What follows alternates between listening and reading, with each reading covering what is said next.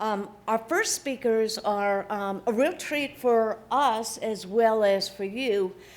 We have not had them speak before.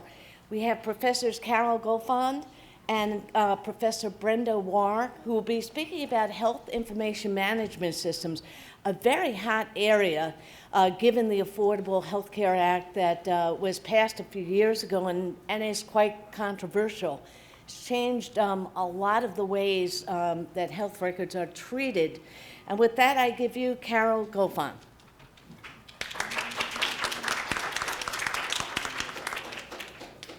She took my line. Okay. Well, welcome. I'm Professor Goldfond. I've been teaching health information management courses for the business department for a number of years. And I'd like to answer this question for you. I get this question a lot. Health information management, what is it? Okay, well, it's all about that health record. Now, the health record is the starting point for everything clinical and administrative that involves a patient. And diagnoses, treatments, billing, coding, and also, did you know that the health record is a legal document? So I see some of my 917 students here, so you should know this. It's a legal document. If there's a legal case, a lawsuit, that health record can be called into court. It can be subpoenaed. And also, it's the primary source for any medical research. So the health record, very important. Now, if you look at this, traditionally, it was the medical record department, and the files were paper-based. Now we're kind of in a stage where it's hybrid, so you have some paper and some electronic. And eventually, the goal nationally is to go to a national health information exchange. And there's really a big push for doctors and hospitals to go electronic. Why go electronic? Well, it's complicated. And the National Health Information Exchange is the big goal. And what that means is your health records, if you're in this state and you go across the country to California, let's say, your records can be called up immediately. So the idea is that you get better quality of care and patient safety. Now, an example of this is in Taiwan. They have state-of-the-art technology there. So they use something called a smart card. And the patient walks around with something that looks like a little credit card, and they can go into really any facility to get services, and all of their records are there, even if they went for a test that morning. So our goal is to have someday something like this. Now, it all started in 1999 when the Institute of Medicine did a study. And they found that 44,000 to 98,000 hospitalized Americans died every year from medical mistakes due to errors such as medication errors and poor data workflow. And they decided to push for electronic medical records in this country. And it all started in 1999. 10 years later, it hadn't happened until the economic recession. And now it's all about that incentive. So incentive money. Funding. The government decided to provide funding as an incentive to doctors and hospitals to implement electronic health records. And they passed the American Recovery and Reinvestment Act, or ARRA, of 2009. This was a stimulus package that gave the incentive money to doctors and hospitals for automating their health information. And it's a very big deal when you start giving incentive money. And it affected Medicare and Medicaid reimbursement. So let's see if it worked. All right, here's the first chart. Do you think it worked for hospitals? Kind of looks like it, right? If you look at these years over here, it was flat over here, went up. Okay, so incentive money works. And here's the statistics for the doctors. Oops, same thing, right? It started to go up. After the policy of providing incentives took place. Okay, and now it's all about that data. Well, what happens now? This data has to be turned into information, usable information. So there has to be, it's complex. It makes it very complex. There's more managing, there's more analysis, there's more protecting of the data, right? Data security is a big deal right now. And this has resulted in new and evolving careers. So what does this all mean to you? Let's take a look. Look at these different job titles that are available. And some of these are relatively new. Like these bottom two, before electronic health records, you didn't see these kinds of titles. But you may have an interest in the revenue cycle, compliance, informatics, data analysis, IT, even public health, if you want to go that route, education, training. A lot of different careers from health information management are available. This is a great scattergram. Take a look at this. Entry-level positions for these titles, and you have this in the handouts. If you didn't take them, we have some more in front. Compliance, risk management, education, communication, and so on. All these different titles. Over here, I think we have the coding and billing. So entry-level, with a certificate, which we offer here, you could fall into these two categories to get jobs. Second level, associate's degree, more opportunities, 4-year degree, master's level. A lot of opportunities. You have this handout. If you're interested in medical coding, billing, and reimbursement, you have a lot of opportunities here as well, in a lot of different settings. And here are the places that you could work. Obviously, the clinical facilities, hospitals, doctors' offices, so on. And guess what? You can even work at home if you're doing coding and billing. Research, government, law offices, medical malpractice is a big field now, and so on. Insurance companies. But the big change has occurred because of the software, EHR software vendors. There's been an explosion of more EHR vendors. So if you're interested in IT, well, this might be for you. And look at this. Prior to the incentives or healthcare reform, there were 24 hospital EHR vendors. Now, 300. 300. For ambulatory, it used to be 250 before healthcare reform. Now we're up to 700. All of these companies need trained staff. And there are certifications that you can get to get you started with this. The American Health Information Management Association offers certifications. We prepare you here for the first level, the Clinical Coding Associate, which is misleading. I tell my students all the time, it's not just for coding. It's for health information management. Half of the test is testing on health information management content. The other half is coding. And look at the salaries here. Pretty good, right? Medical records technician starts, these are starting salaries. I just downloaded these a week ago.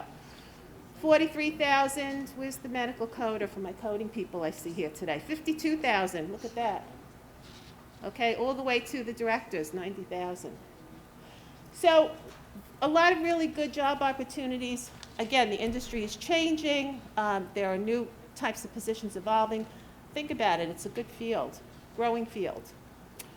And that's it for me. I'm going to pass it on to Professor War, who's going to start with healthcare reform and give you some idea of what we have here in Greensboro.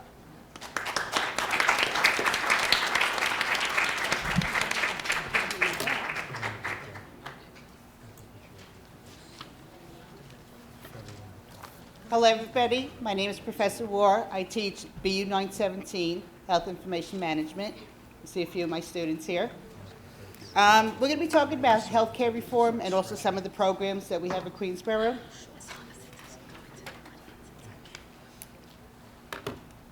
So, did you know that 70% of deaths in the United States are caused by chronic diseases, which could be avoidable? So chronic diseases are controlled but not cured. So we have diabetes, obesity, heart disease, which is the leading cause of death, and also cancer.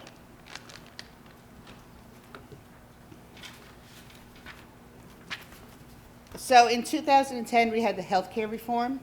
And some of the goals, we have 4 of them listed here: improve quality of care and patient safety, reduce overall healthcare costs, increase access to the uninsured, encourage insurance competition in an open, regulated marketplace. The new focus, the emphasis is on wellness and prevention, in addition to necessary medical care to keep people healthy. So prevention screenings we have are breast cancer, blood pressure, and diabetes. That's some of the preventative measures.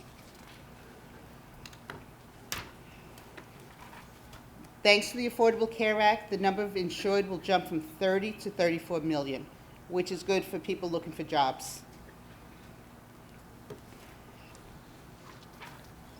For young adults ages 19 to 25, because of the Affordable Care Act, you're allowed to stay on your parents' insurance until your 26th birthday, which means that's why we have more people that are insured. We also have mental health treatment has increased also because young adults staying on the parents' insurance plans. So ages 19 to 25 are the ones that have the highest mental health or treatment that they're getting. So the 3 most popular mental health diseases for young adults: depression, substance abuse, and schizophrenia. Healthcare field. Healthcare costs accounts for approximately $3 trillion in spending in the United States, and the costs are rising faster than inflation. The healthcare field is the fastest growing industry in the United States, and we have a shortage of trained professionals anticipated in every healthcare career. So again, that's good for everybody who's interested in healthcare. So the courses that we have at Queensborough, we have the Healthcare Administration Certificate. We also have the Medical Office Assistant, which is an AAS degree. In the works that we're planning on is an associate's degree in Health Information Management with tracks in Health Information Technology and Medical Coding and Billing. Then we also have an associate's degree in Public Health, and that's an ongoing program that we're working on.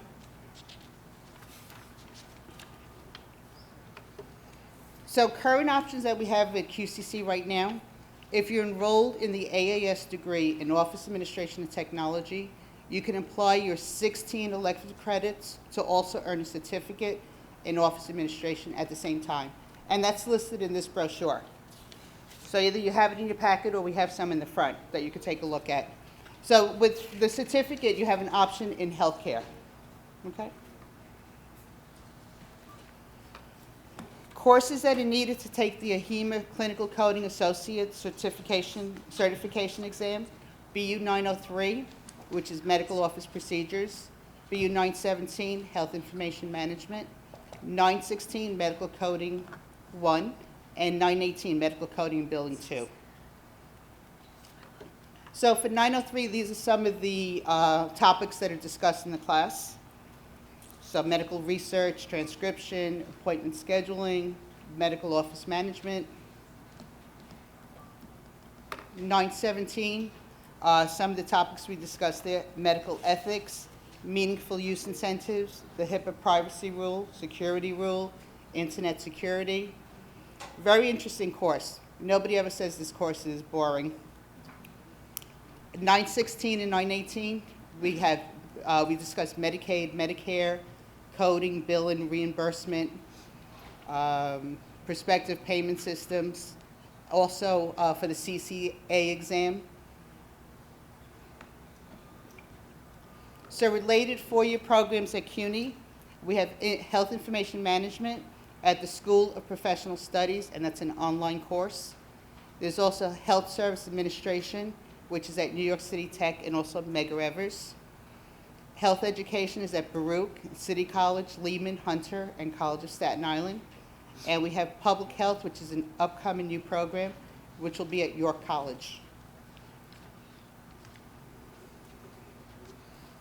So thank you for listening, and I'm going to turn the floor over to Professor Meltzer. Some of you are in my classes and you hear some war stories about being an analyst on Wall Street, and so I just want to give a few minutes on that. And we'll talk about what an analyst does. First, an analyst is working within a bank or investment bank in a equity research department, and they work with the salespeople, the traders, as well as investment banks. And they do fundamental research, which I'll talk about in a minute. They do marketing and communicating with all sorts of clients, usually institutional clients. Those portfolio managers are referred to in class. You analyze and you forecast financial statements, and you write a lot of reports to support your recommendation. If you have a buy recommendation, it's something that you'll want to do is support your recommendation. And of course, you have to comply with rules and regulations. Now, my industry was the telecom industry, which was not considered a very exciting industry, and it may not be exciting today. But when I covered it, my coverage spanned from when it was a plain old telephone system to a much more exciting area of broadband networks that were suddenly being open to competition. And the competition came from cable companies, so it required me to understand cable companies, the wireless companies, and even how the internet world was opening up. And as part of my fundamental research, many students have often asked, is it really about number crunching, or is it just about writing reports?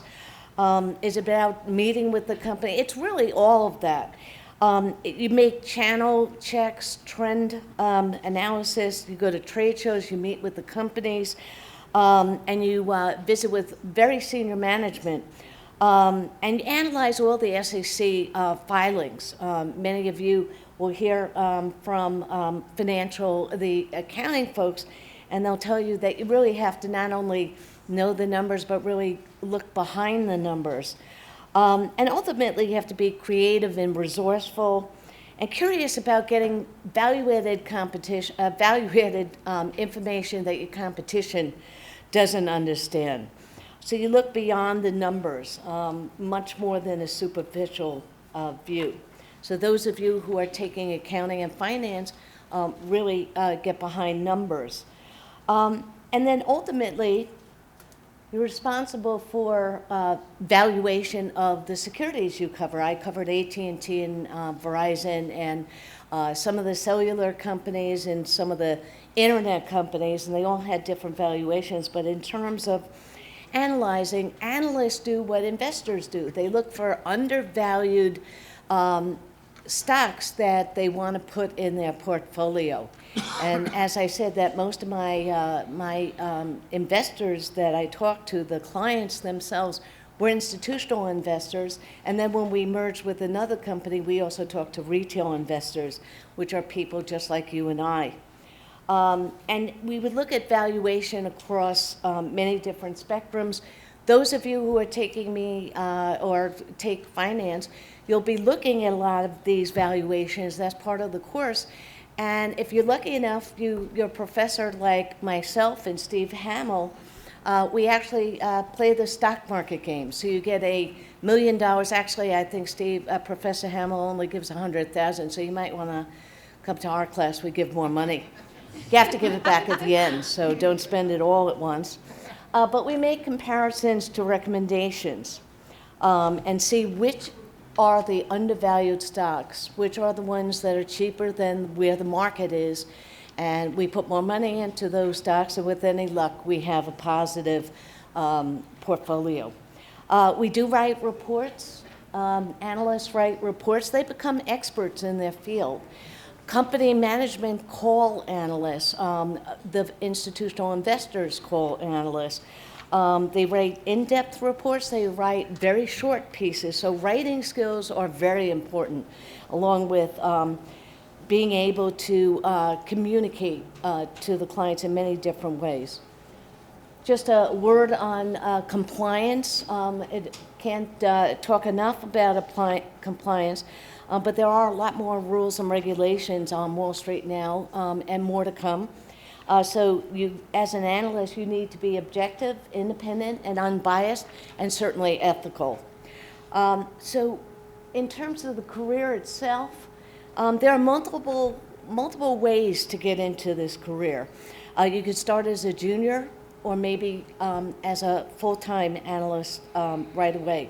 Many of my peers had worked in the industry, worked in retail stores, worked their way up management, worked for the CFO in some of these companies, and actually became an industry analyst in that area. There were apparel analysts who knew all about clothing. You can guess that I was telecom, not clothing. That was supposed to be funny. And then ultimately, they get jobs as senior analysts. One of the things I wanted to talk quickly about, there's lots of positives. It's a dynamic type of job, and it's very high paid. These numbers are probably old, and it's a little bit more than that. But the salary is $75,000, but most of your compensation is bonus. That's the good news. The bad news is very stressful environment, long hours, requires a lot of dedication and always being challenged. If that's something that you like, that's a good area for you. Higher job risk. People do get let go more often than other companies. And you also have a narrow focus. You get very deep, but only in telecom or any industry you are. But you know everything about that industry. Yes, you could eventually go to a high-level job for Verizon or one of the other companies. And then, of course, compliance and legal constraints. So where to get a job? Basically, if you worked for a broker, a brokerage house, a bank, investment bank, a pension fund, insurance companies, you can usually make the transition there. You can also work for some of the financial advisory companies. You could even be a broker yourself and do a lot of this analysis. You can work independently. A lot of people I've noticed have been going on the website seeking alpha. A lot of my peers are now doing it. You actually can do that independently and make some money and get a reputation, a good one, I mean. But the most important is continue to build your schools. Many of you are going to apply to four-year schools, and Baruch and Queens College have very good programs, internship programs. And I think advice to students: work hard in school. You're going to hear a lot more about this from other people. So, take the required courses and be very engaged with not only the course, but your faculty. They want you to be engaged with them as well. Network with them and ask more questions than you might do during Q&A. Now I'd like to turn it over to Ed Volchek, our professor who is marketing and statistics, and had a very distinguished career in advertising and marketing.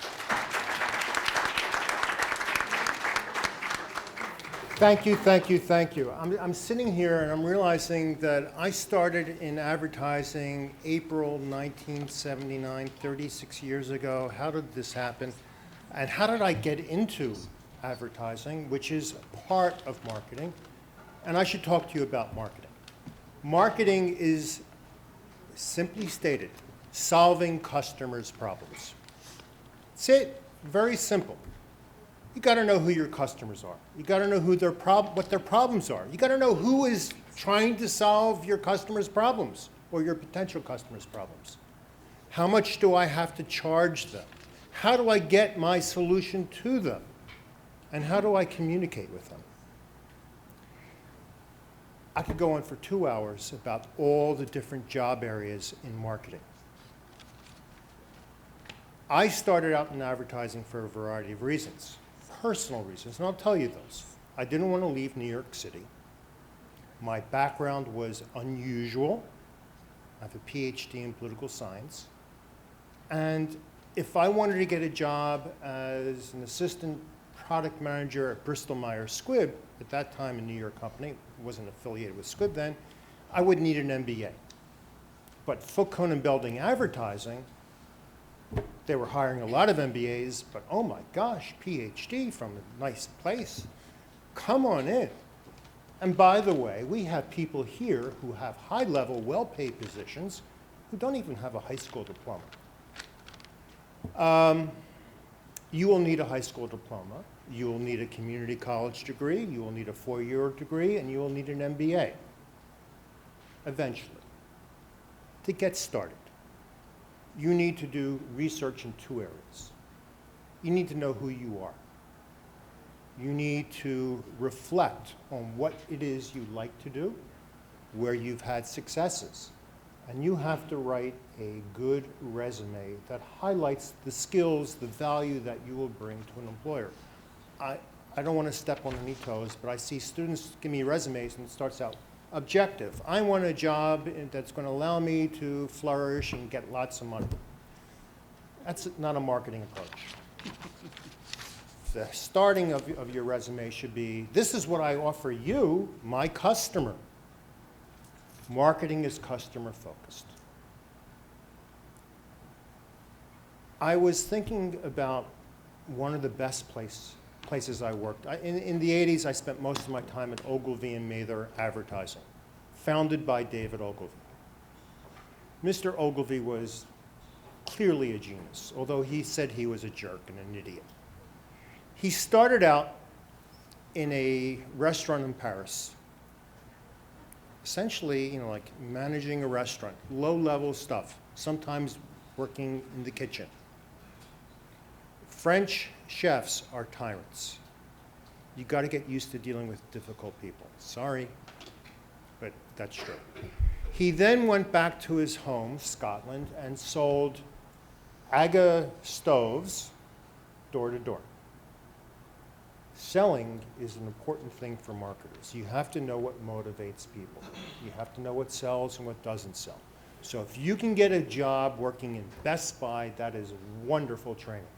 And I know you guys can do that now. You need to put together an understanding of what marketers want. There are a vast array of positions. Right now meaning the last 15 years, not only skills with Microsoft Excel, but skills with databases is incredibly important. Look at what they're doing in the CIS section, saying, there are so many ways this connects into what marketers need to do. With technology, marketers are trying to track what individual customers are doing and providing them individualized solutions to their problems. So computer skills are really important. You need to have fire in your belly. Really, fire in your belly. You got to want this job, whatever it is, because it's not going to be easy to get. It's going to be harder to keep. You're going to be dealing with daily pressures and incredibly long hours. Incredibly long hours. 60 hours a week. You want to get a job at Google, and Google talks about how wonderful they are and how they provide you with all sorts of food and basketball courts and all sorts of recreation, and you can bring your dog to work with you. Well, the reason why you can bring your dog is you're never going to see your bed again. You're never going to see your home. You're never going to see your spouse. The last job I had with a direct response agency, this type of advertising, I used to get in at 7 o'clock in the morning, and I used to leave at 7 o'clock at night, and one of the partners used to tell me, for many years, I would sleep an hour or two in my office, go home, take a shower, change my clothes, and come back, and I was working 20 hours a day. And she was crazy enough to do it. You have to decide, again, going back to what you want to do, how much you're willing to sacrifice. You can make an obscene amount of money in marketing. Not as much as in finance, I may add, but you can make a lot of money. But there's a sacrifice to that. If you decide you want a lower level job, you can be successful, but the returns are going to be less. When I started in advertising, I was an assistant account executive at a major agency, and I'll tell you what they paid me. They paid me $22,000 a year.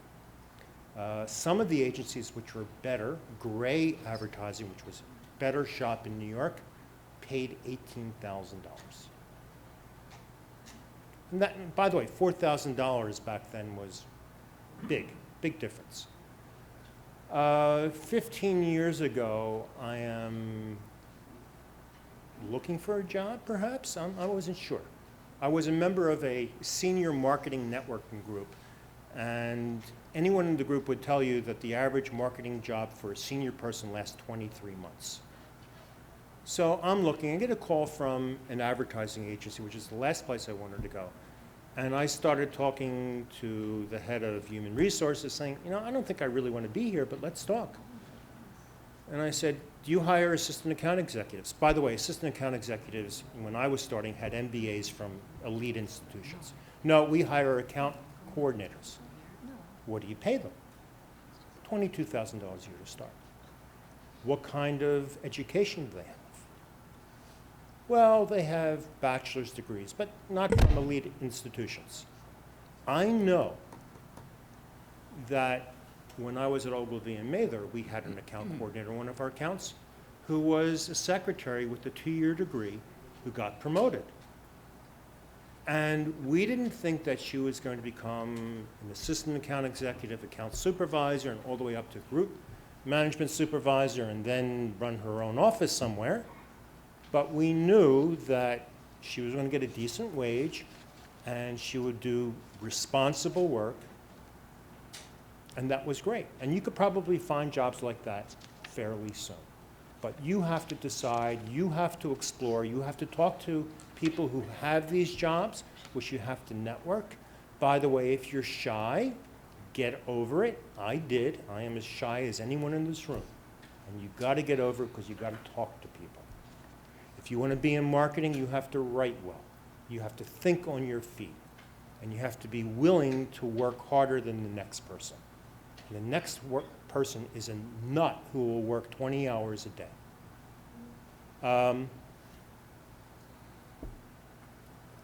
I got a few minutes left, right? Yeah, about 2 minutes. 2 minutes. Question quick. No, we're going to do No, Q&A. no, at the end? Okay. Think of questions. Think of where am I going to get this information? You got to start reading. Brand Week, New York Times, Wall Street Journal. You got to go down in Manhattan to 34th and Madison Avenue. There is a New York Public Library called CBIL, Science, Business, and Industry. Go down there. Make friends with the reference librarian. Tell her that you are interested in a job in marketing. Be specific. Industry, size of the company, and location of the company. She, and the research librarians are typically female, will take you and she will find you so much information, and that's a good place to start. But then you got to go find, how do I actually talk to people who have these jobs? And you want to talk to people who have the job that you want, and then you want to talk to the people who can actually hire you. So a long process, and I don't have time to tell you how to do that. Yeah. Hi, my name is Professor Katz, and I'm here to talk to you a little bit about the Computer Information Systems major within the Business Department. And as Professor Volchek said before, that the marketing people tell the businesses, sort of focus them on what it is that they want. The information systems professionals then implement whatever it is that that business has decided that they want to do. So what puts us in a unique position is that every business wants you, because we are, in a sense, the backbone of how every business functions in today's world. Every business has technology in some form. Now, people often ask me what's the difference between computer science and computer information systems. Both fields require a person who likes to solve puzzles, who likes technology. Computer science is more mathematical, scientific, theoretical. computer information systems, which is also technological, is more focused on the needs of the business and how to solve and implement those business problems. So ultimately, when you talk about what kind of degree do I need, eventually, probably an MBA is the likely way to go as well. But to start out, we're here at Queensborough. In our computer information systems area, we teach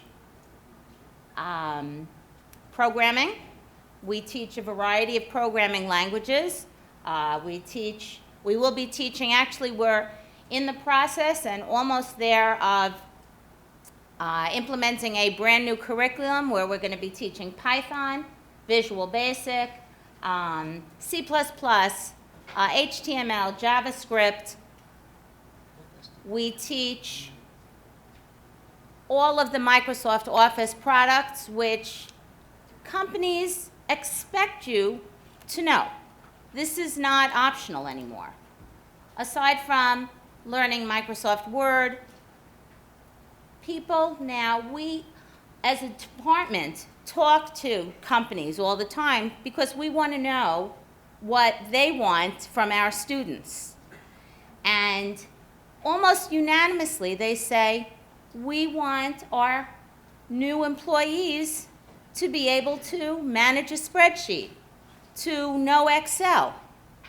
These are skills that are expected of anybody in business in any area. Now, some of the up-and-coming careers in computer technology and information systems, mobile application developers. We all use our smartphones, our tablets. Somebody needs to write the code to make them work. That's us. Developing websites. And not just sort of the point and click that you can kind of get online and make something basic yourself. Something where a business can sell their products from. E-commerce. We're the ones that implement that. A database administrator. Huge amounts of data are being handled every day in business. A database administrator is involved with storing, organizing, analyzing, and securing the data that businesses need to manage. Network administrator. How much do we do online? Everything. So now, every company has to have a staff of people who can manage their network, who can manage the communication and the transmission of data from one place to another.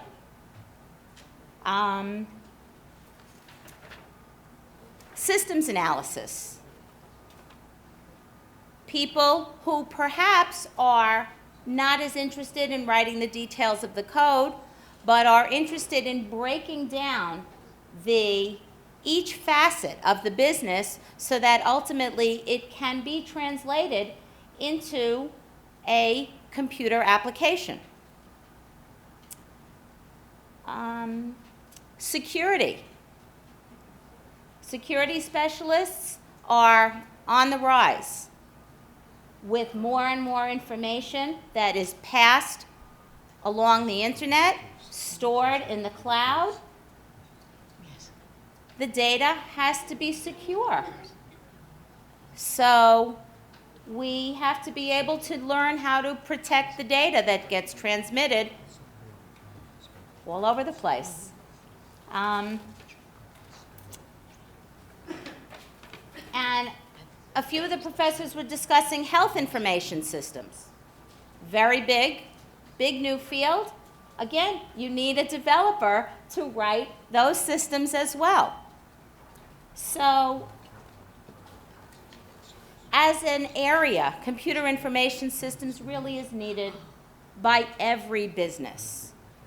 So, if you like to solve puzzles, analyze puzzles, it's a great opportunity. The money is pretty nice. And you also have to work hard in that too. You get calls in the middle of the night.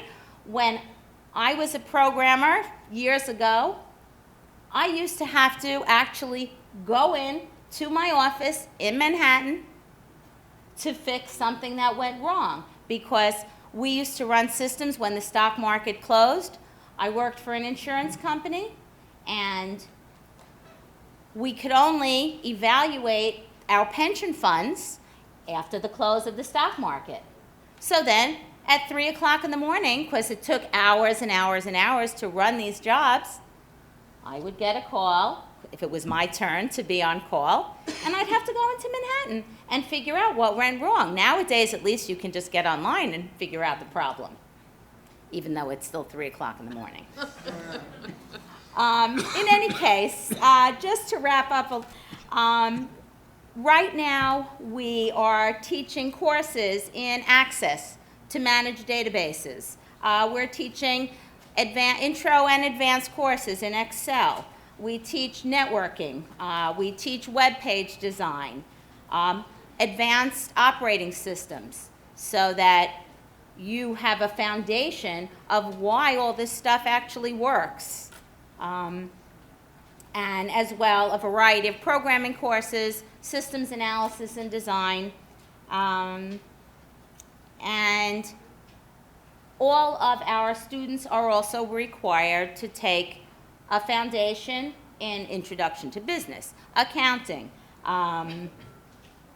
statistics, etc., because we still have to know the basics of business in order to be able to implement any business technology. So, there you have it. Come join us, I hope. And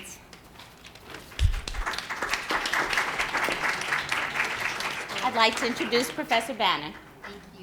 Hey, I'm Professor Shelley Bannon, and I teach accounting, and I love accounting, okay? So this is like an exciting thing for me to tell you about. It's something I love doing. I am a CPA. I worked in accounting, and I'll go through kind of what my background was. But accounting gives you 360 degrees of possibility. In other words, there are so many opportunities in accounting that if you major in accounting, you have a wide choice of jobs of what you want to do. Okay? What are accountants today? They're financial experts, so they have to know some finance. They're system professionals, so they have to work with CIS. They're management consultants. They're budget analysts. Those of you in my BU 111 class right now are starting to realize that. The demand for accounting is growing. That's the good news. And the demand is outstripping the supply. So you have a really good chance of getting a job in this area. The Bureau of Labor Statistics projects that between now and 2022, we're going to have a growth of 13.1%. That's an additional 166,700 accounting jobs that need to get filled. Right now, in best business jobs, we're rated number 3, okay? What are the salaries? These are the averages of the salary you can get fairly early on, okay? Most of them in the 75th percentile are making around $85,000. I know there are some partners in accounting firms making in the $400,000. The potential and the upswing is huge, and you start in at a pretty good rate. You can go into industry. And now I've worked both. I've worked in public accounting and I've worked in industry. I love industry. I liked it because there's such a variety of things to do. But if you have a particular interest, let's say you like gaming, well, maybe you want to become the chief financial officer for a gaming company, okay? Maybe you like entertainment and you want to go into that kind of field. Sports, technology, criminal justice, any area you're interested in, you can go into that company. That company will need an accountant, okay? Management accounting, this is what I love. This is working in a company, and I started off as a controller and worked my way up to a chief financial officer. You develop communication skills because you're working with the whole rest of management. You're developing business strategies, business savvy. They talked about you reading the newspapers, know what's going on in the business world today. Do that, okay? And you gain it when you're in management accounting. Technology, every single job I had in industry, I worked hand in hand with the CIS department. I was explaining to them what kind of reports we need, and they were being able to actually get them accomplished. Management salaries. Now this is where your salary can really go up for sure. You can start off as a corporate controller somewhere around 100,000 today, if it's a small to medium company. Larger companies, of course, you're gonna get a little higher salaries because you have more to do. But by becoming a chief financial officer, your salary can go up to $400,000 a year. Now, believe me, you're gonna work hard for it, okay? But it is fun, it is challenging, it is interesting. What skills do you need to develop now in all your courses? Teamwork, one of the main things you need to do. Leadership roles, take on a leadership role, become the leader of the business society like we have here. Take on extracurricular activities, do the mock trial, do the accounting case competition. Technology skills, crucial in accounting, right? It goes hand in hand. Those of you in BU 111, we're doing QuickBooks, you gotta know the technology. Analytic skills, business analytic skills. You not only are gonna calculate the numbers, what do they mean? What are they telling you? You develop in accounting, in the accounting courses you take, you're gonna be developing, I call it a little toolbox. And it's probably a pretty big toolbox by the time you graduate. But that's what you're gonna use in order to analyze a company, in order to tell that company, how can you make more money? How can you reduce expenses? Do we have too much debt? Do we have too many assets? Add value. Every company I worked in, I was part of the management team. I would give them my input based on all my numbers, based on all my analysis. I was definitely deciding and helping decide in which direction the company would go. How did I start off? I started off as a bookkeeper, okay? I was a secretary, then I took on some bookkeeping. I kind of liked it. I loved being able to balance everything. If anybody here is from my Accounting 1 class, you know that once you get it right, you just get really excited.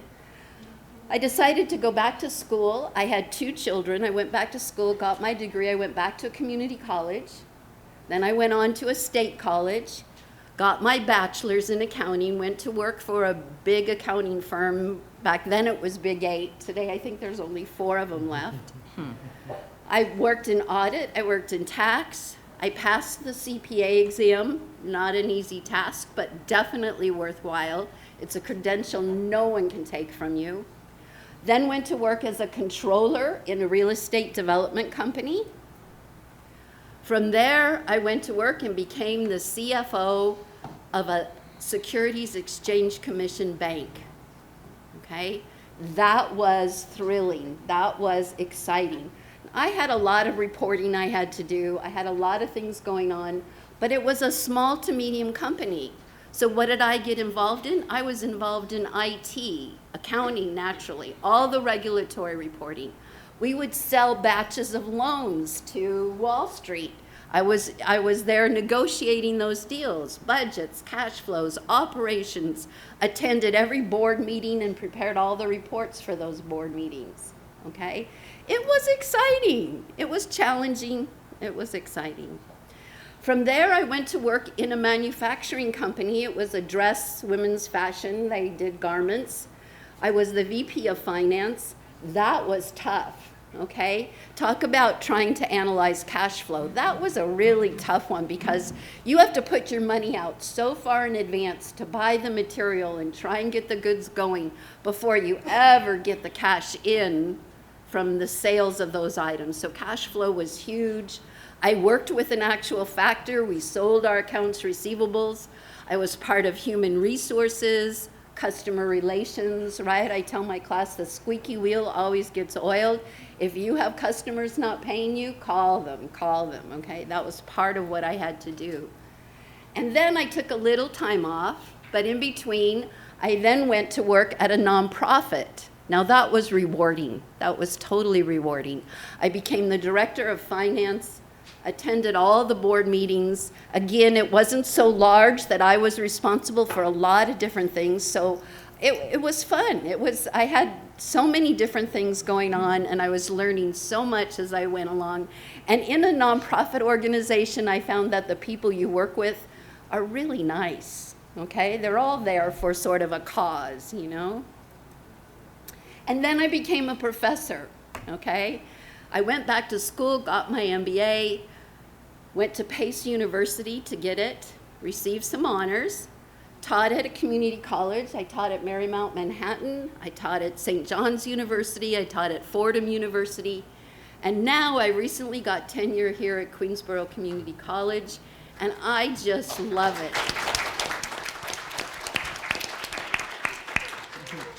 Okay, I love my career in accounting. I hope any of you who do go into accounting or are interested in it, come talk to me about it. I think it's an excellent career path. It can take you in, look how many directions I went in, okay? I am now able to understand, I can read financial statements and understand the nuts and bolts of any company, okay? It's creative. I have to problem solve, which I like. And I developed a lot of contacts, you know, that I hope that you will too, okay? Thank you so much.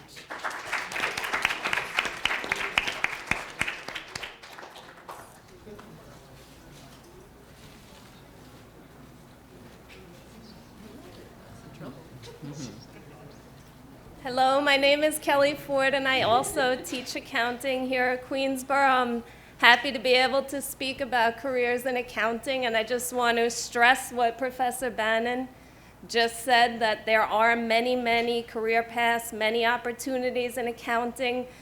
Again, people think of accountants just sitting at a desk with an adding machine, right? It's so much more than that. Another misnomer that it's all math.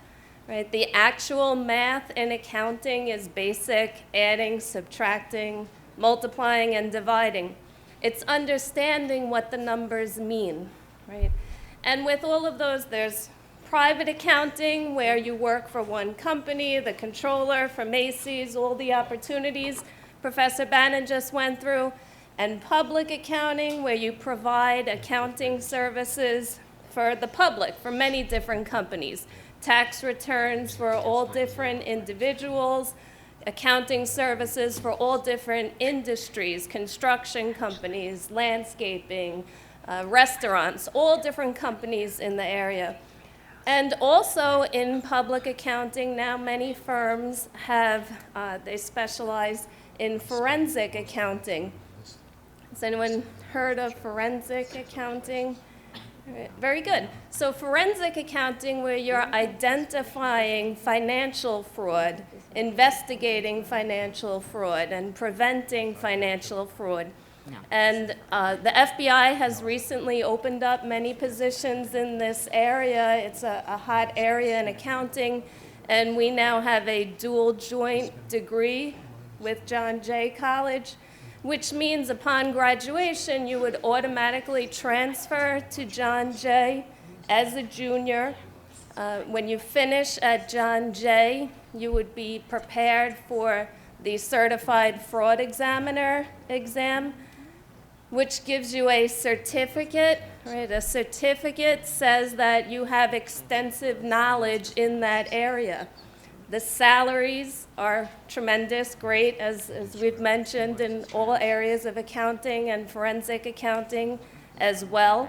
What's great is if you want to go on, become a CPA, you could do that as well, but the Certified Fraud Examiner gets you in the door with great job opportunities. The CPA license, that's a license. So that says you can do something that others can't do without that license. Again, the certificate says you have extensive knowledge in that area. The license says you can do things others can't without that license. Do you have to be a CPA to be an accountant? Absolutely not. Do you have to be a certified fraud examiner? Absolutely not. But if you do, that says something about you. You then can demand more money. You have more job opportunities. So the sky is really the limit, and there's all different areas, right? Again, if you like audit work, you'll be out of the office, traveling. You could be visiting clients out of state for weeks at a time. So, and some people love the tax laws, and there you could specialize in that area, preparing returns. But it's all depends wherever you want to take it. The sky's the limit. So thank you for your time. Good afternoon. My name is Ted Rosen, and I'm here to speak to you as number 8 out of 8. That's always a challenge. But I'm here to talk to you about law, the profession of law and the occupation of being a lawyer. Let me start off by saying and reiterating some of the things that my colleagues have said about their professions. Lawyers do many different things. And the stereotypes that you probably have of lawyers going to court and arguing in court is true, but it's probably, I'm sure it's not a majority of lawyers. Lawyers are engaged in many, many different types of activities. Most people become lawyers by graduating from a 4-year college and going to law school. And I can tell you three things about people that go to law school. Some of them are very committed to becoming lawyers. They really want to become lawyers. Some of them are not sure that they want to become lawyers.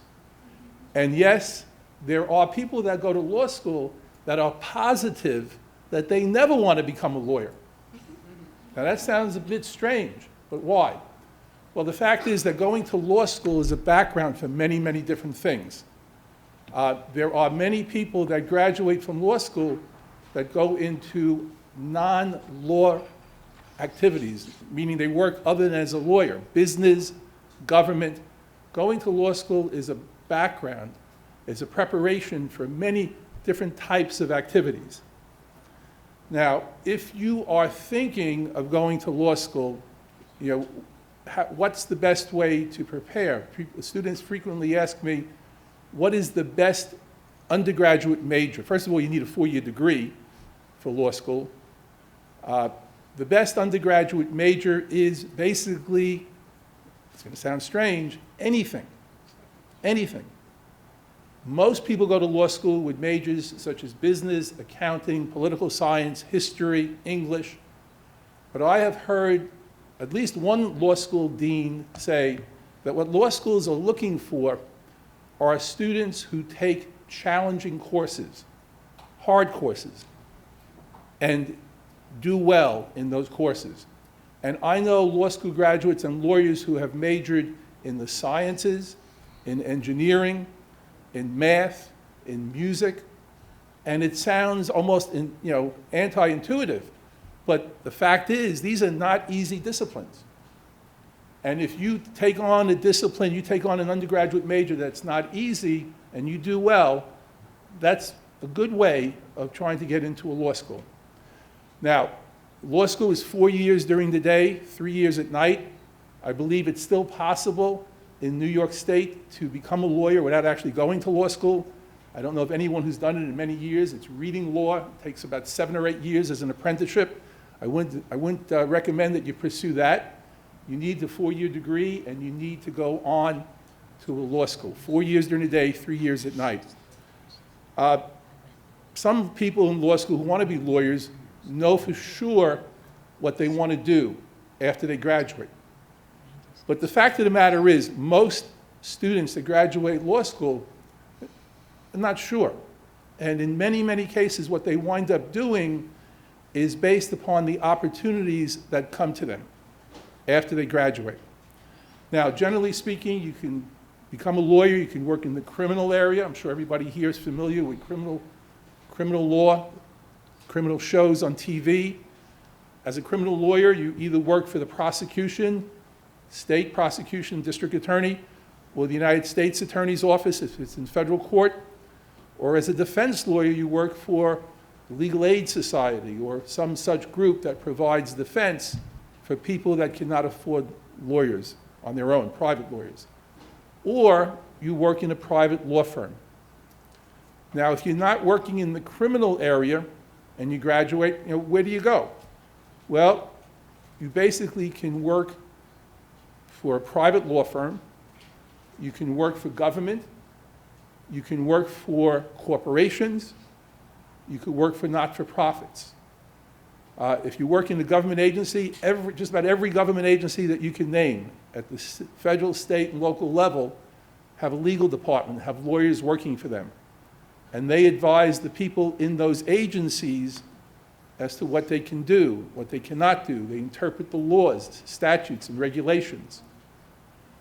Corporations, all large corporations, many mid-sized corporations, some small corporations have legal departments.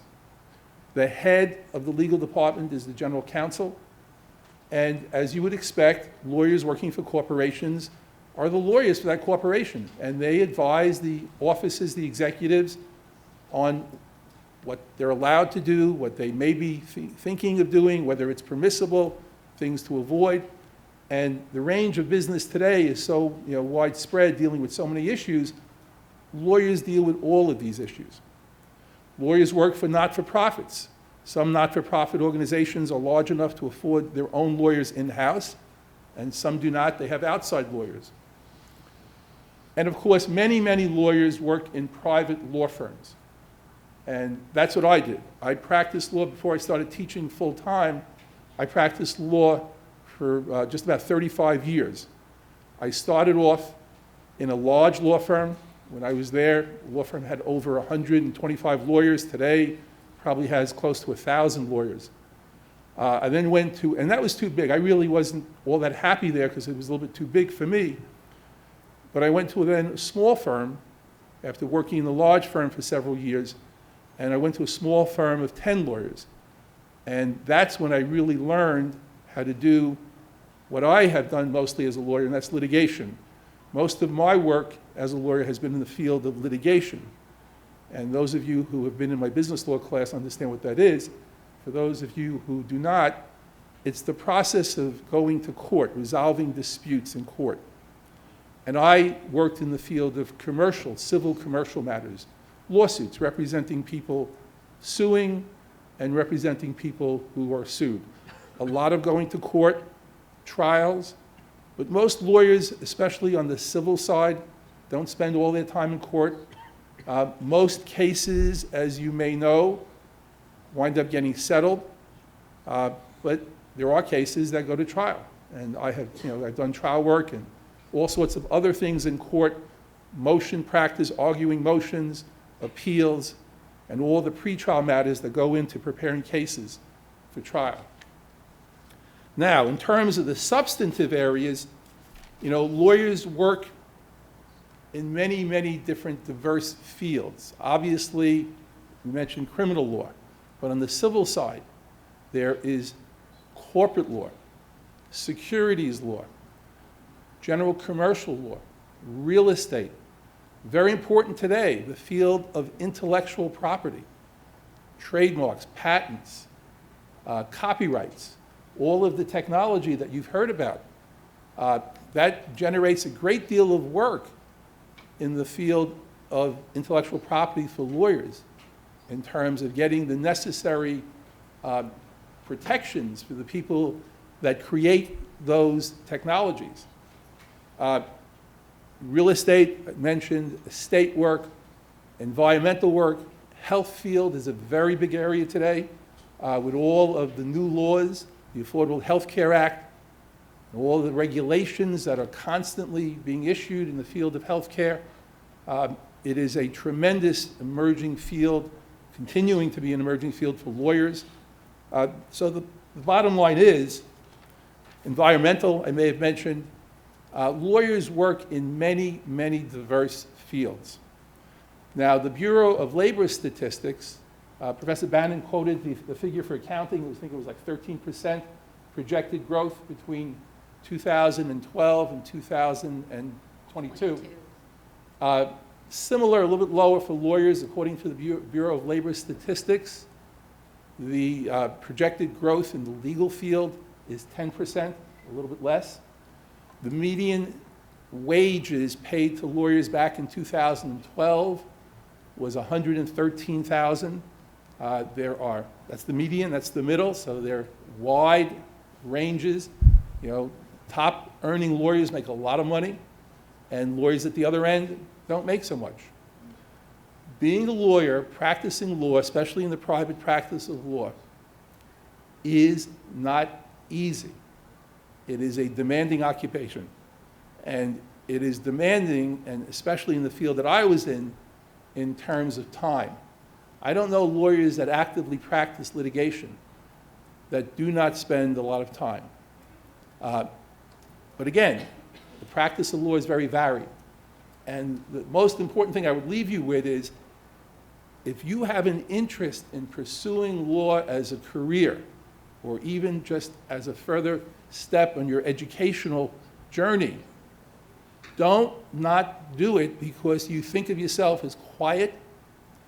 Professor Bannon, I believe, mentioned shy, or Professor Volchek mentioned being shy. Well, I guess lawyers eventually, if they were shy, they probably overcome it because they get used to speaking in public. But I do know many lawyers that are quiet. I do know many lawyers that really never went to court. And if they had to go to court tomorrow, they'd be very nervous about it. So contrary to the perception that the lawyer is always the one, or the future law student is always the one that's speaking a lot in class, and the lawyer is always the one that's getting up and talking a lot. Yes, that's true for a number of lawyers, but it's not true for many lawyers. Lawyers do many, many different things. And if you're a quiet person and you don't necessarily like to talk, that doesn't mean that there's not a future in law for you. So, disabuse yourself of the common perceptions and misperceptions.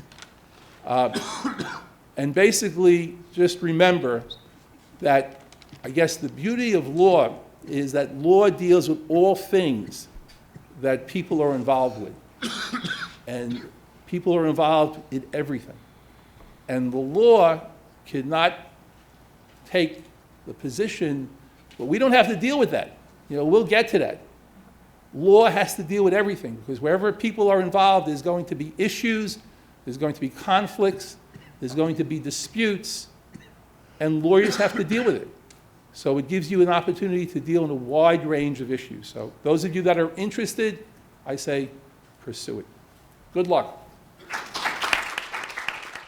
Well, one of the things I want to raise, and actually we talk a lot about skill building for career building, and maybe I missed this, but Professor Rosen heads the Mock Trial Association, and you talked about shyness, and I remember being in law school and invited to be mock trial, and I know you're going to laugh, but I actually was too shy to go to the mock trial group, and it was a mistake because you learn to think on your feet, and you learn to do a lot of problem solving.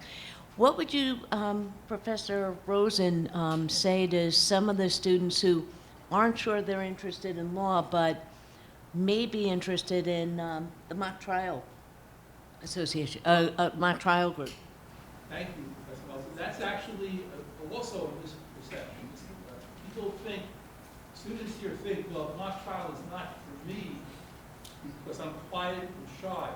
And I know that we have several former mock trial members, current and former mock trial members in the audience, and they have heard this before. Most of the students who have participated in mock trial over the 8 years that we have done it are not interested in never were interested in becoming lawyers. And the biggest single reason students have joined mock trial, continue to join mock trial, and they say this to me privately, they don't say it publicly, is because they are shy. That they are very intimidated by getting up before a group and speaking like we're speaking to you, like I'm speaking to you right now, without any notes. I didn't memorize it, maybe I should have, but I didn't. Extemporaneously. And students are nervous. When it comes to that. And it's understandable that you're nervous. It's not easy. And the only way you get over that is not just to think about it and put it off for someday. You go out and do it. Put yourself in situations where you stand up and you speak to a group extemporaneously. And mock trial is an excellent way to do that. It's not the only way. There are many other activities that we have on campus that give you the same opportunity. But I have had students, as I said, who were very shy, and after their 1 or 2 years on mock trial, they're almost like a different person. And I've had students who have trouble with language, some of whom are foreign language students, some of whom are English language students, natural born English speakers. They have trouble speaking. Mock trial helps them because it gives them the experience of getting up and speaking. I won't call upon the mock trial members in the audience to verify what I'm saying, but I'm sure they will agree with me. I encourage you to do that.